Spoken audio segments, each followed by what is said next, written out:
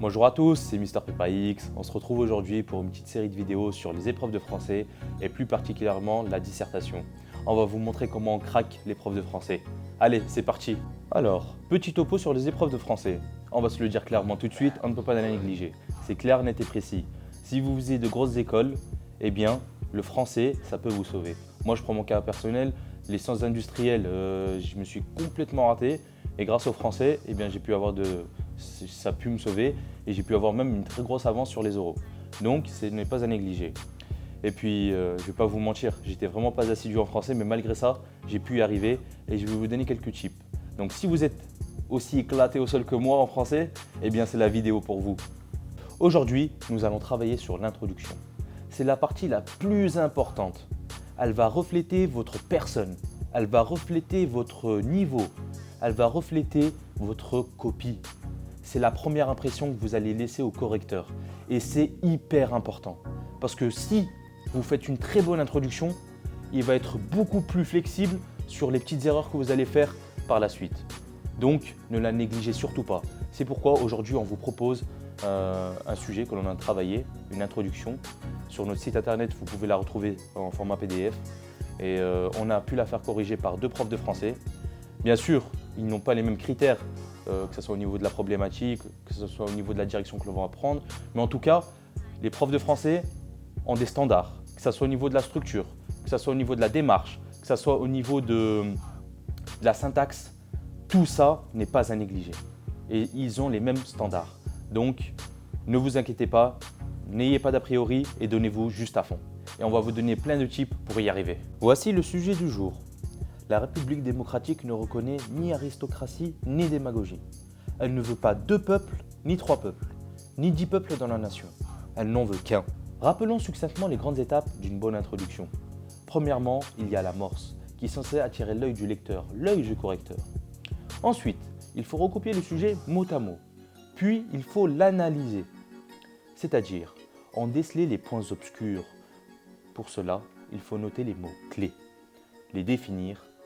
Ce qui va en résulter nous donnera la problématique. Ensuite, nous donnons les œuvres avec lesquelles nous avons travaillé durant l'année. Et ensuite, nous définissons notre plan au final. Donc, pour faire l'introduction de ce sujet, donc pour l'amorce, nous avons choisi une citation. Vous pouvez en apprendre 3-4 qui couvrent tout le thème de la dissertation, 3-4 citations différentes. Ça peut être un bon moyen de bien commencer son sujet. Ou sinon, vous pouvez commencer par un fait ou un événement. Mais évitez tout ce qui est introduction, tout ce qui est amorce bateau. C'est pas bien valorisé. Donc, faites preuve d'originalité et donner une citation, en fait, ça vous permet de montrer un certain intérêt pour le thème de l'année. Donc, par la suite, il faut pouvoir faire le lien entre l'amorce et le sujet que l'on va recopier. Donc, une petite paraphrase de notre citation, plus une petite analyse, une phrase qui va la relier avec notre sujet, ça peut être c'est un bon moyen d'arriver très rapidement au fait et de recopier notre sujet très rapidement. Après avoir recopié le sujet, il faut noter les mots-clés et les définir. Cependant, il faut éviter de faire un listing de mots et de définitions. Comme vous allez le voir dans notre introduction, nous avons essayé de relier les définitions entre elles. Lorsque nous commençons à définir la démocratie, par ailleurs, c'est intéressant de connaître l'étymologie des mots, car ça vous permet de montrer au correcteur que vous avez un certain intérêt et que vous êtes quand même assez pointueux et rigoureux dans ce que vous faites. Et en plus, les correcteurs provenant de filières littéraires, ils aiment beaucoup tout ce qui est grec, latin. Donc, leur montrer que vous vous intéressez à ça, c'est toujours un plus. Ensuite, lorsque nous définissons la démocratie, par la suite, nous enchaînons directement par son antagoniste, qui est l'aristocratie. Ou encore, lorsque nous définissons la démagogie, nous continuons la définition de la démocratie. Ainsi, déjà, ça montre un effort de travail, un effort d'originalité. Et même pour vous, ça va vous aider pour commencer déjà à faire des liens, à noter les phases obscures que le sujet veut que vous releviez. Alors après avoir défini les différents termes, il est important de montrer que l'on a bien analyser tout ça. C'est hyper important. Vous passez en concours pour des grandes écoles, de plus est pour de grandes écoles d'ingénieurs. Et une des facettes du métier d'ingénieur, c'est de pouvoir soulever tous les problèmes.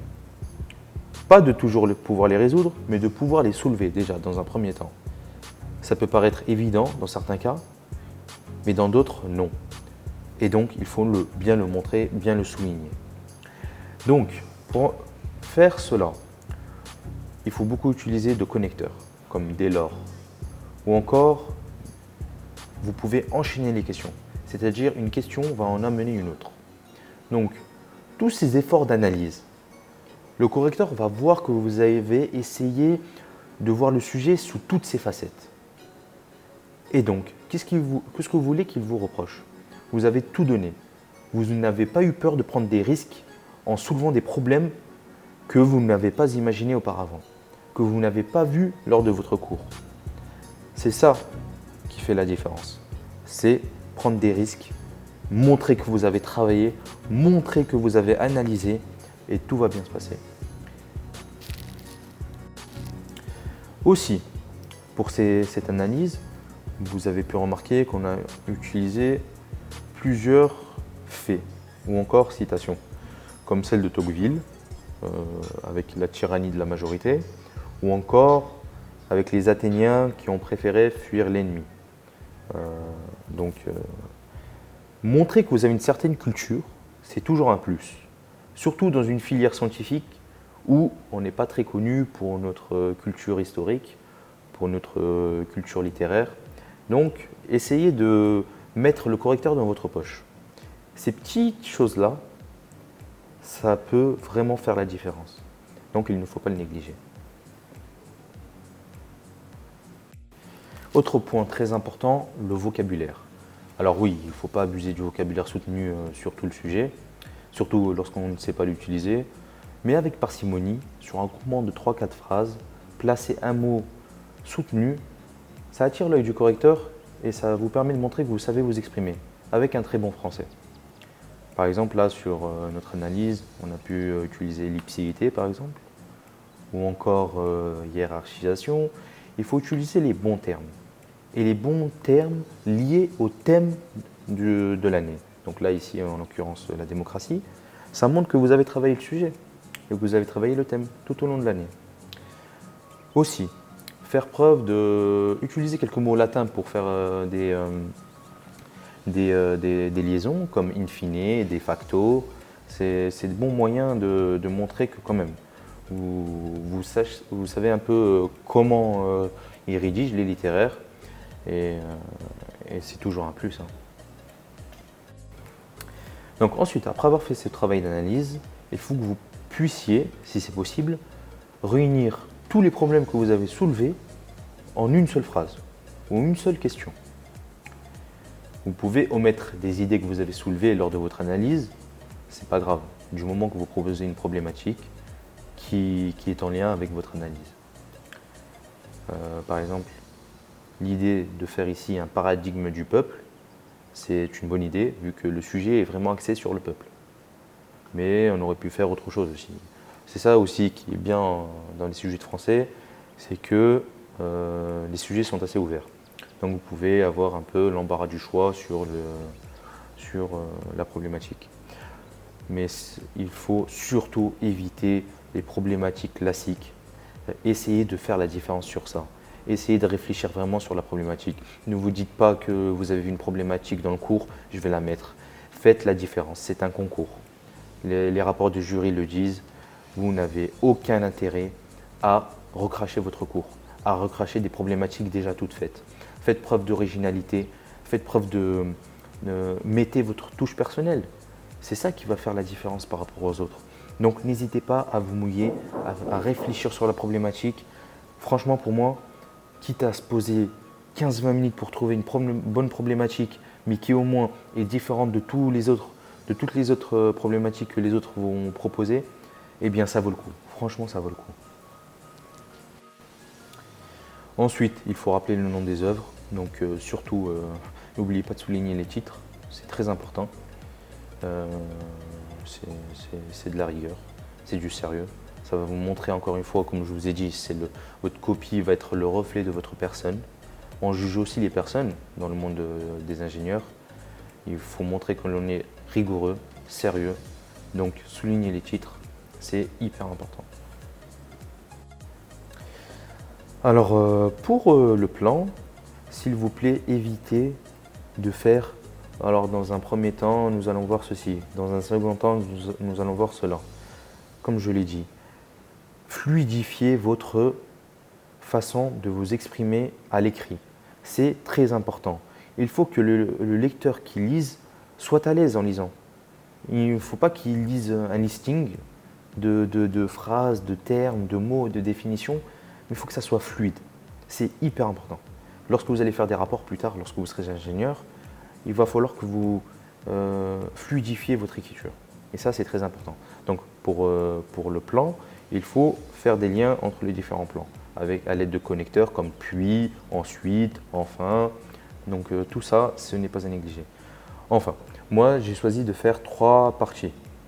Donc, mais cependant, moi, durant mes concours, j'ai fait que 2 parties pour mes 2 épreuves de français et j'ai eu 17 sur 20. Donc, ce qu'il faut se dire, c'est que ne faites pas de 3e partie si vous n'avez pas d'idée, si vous n'avez pas de contenu, ne faites surtout pas de 3e partie. Moi, je n'en avais pas fait parce que j'avais aucune idée de mes 3e parties. Donc, j'avais fait que 2 parties et ça m'a bien réussi. Donc, ne prenez pas de risques. Si votre 3e partie n'est pas bonne, si vous sentez que vous paraphrasez, vous recrachez votre cours, ne faites pas de 3e partie. Faites que 2 parties. C'est le plus important. 2 parties, par contre, c'est très important. 2 parties avec 3 sous-parties, c'est essentiel et c'est ce qu'on va vous demander. Si vous les réussissez vraiment bien, vous allez avoir plus que 15, c'est sûr et certain.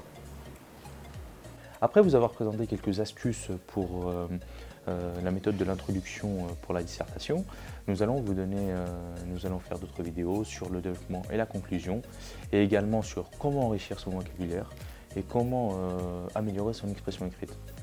Si vous avez des questions, n'hésitez pas à les mettre en commentaire. N'hésitez pas à vous abonner sur nos différents réseaux sociaux, que ce soit sur Facebook, Snapchat, Instagram. Et on se dit à très bientôt.